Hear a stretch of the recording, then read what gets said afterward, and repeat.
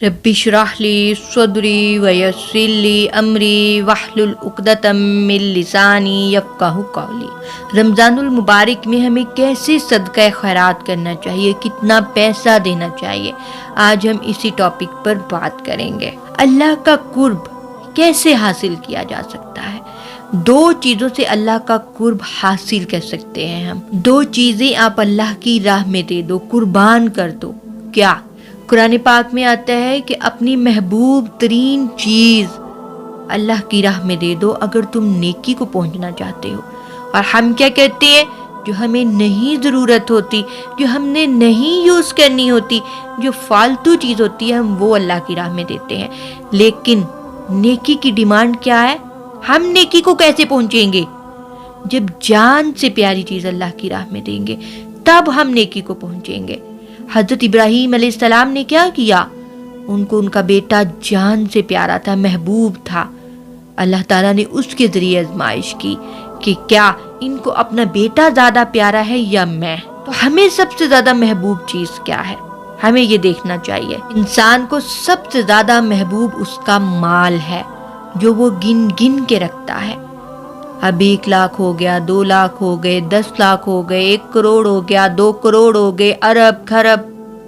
ये नहीं पता कि कब मौत आ जाएगी, कब मैं मर जाऊंगा। छोड़ के ये सब कुछ हमें जाना है, हम साथ नहीं लेके जा सकते।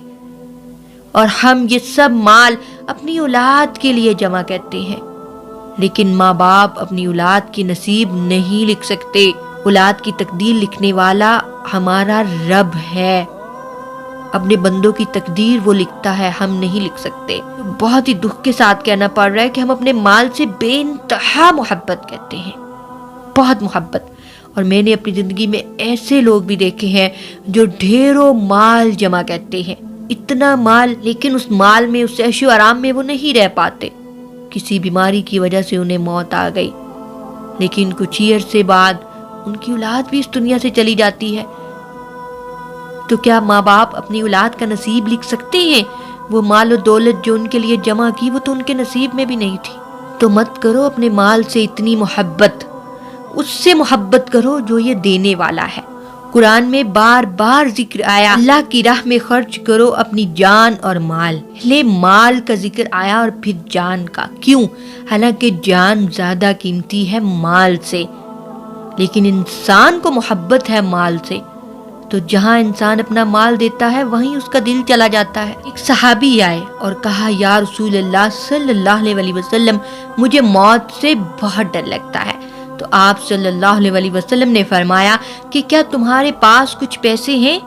उसे अल्लाह की राह में खर्च कर दो, मौत का डर खत्म हो जाएगा। क्यों? जहाँ तुम्हारा माल जाएगा वहीं तुम्हारा दिल लग जाएगा। बहुत कम सखी लोगों के पास माल है, नहीं तो ज्यादातर बखील लोगों के पास माल है, जो ऐसे बंद करके रखते हैं और अपने दिलों को तंग करके रखते हैं कि किसी को देना ना पड़ जाए। अल्लाह पाक बखील से नफरत करता है, तंग दिलों से नफरत करता है, जो अपने मालों को जमा कर करके रखते हैं। इस बारे में कुरान में क्या आया कि यही सोना चांदी पिघला कर इनके माथों पर, इनकी पीठों पर लगाया जाएगा, गरम करके दागदार किए जाएंगे इनके माथे, इनकी पीठें। अल्लाहु अकबर।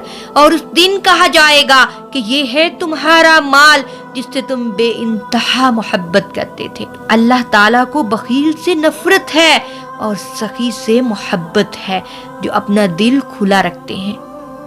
यकीन जानिए कि ये मालदार लोग अगर सही तरीके से ज़कात दें जैसे अल्लाह का हुक्म है, तो कोई गरीब ना रहे। गरीबी एक बहुत बड़ी आजमाइश है। कोई उस गरीब से पूछे जो एक टाइम खाता है, दूसरे टाइम खाने के लिए नहीं। क्या वो अमीर इस बात की अहमियत जान सकता है जो हजारों खाने टेबल पर रखता है? मनपसंद का खाने के बाद बाकी सब जाया जाता है। क्या वो अमीर उन खानों की अहमियत जान सकता है?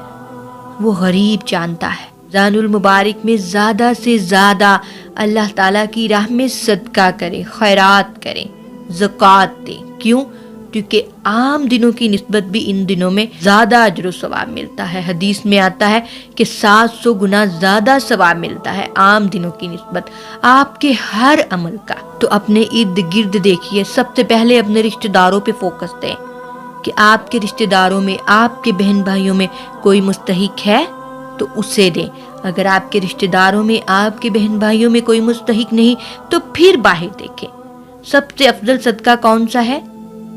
جو اپنے بیوی بچوں پر خرچ کیا جائے، سب سے افضل صدقہ ہے.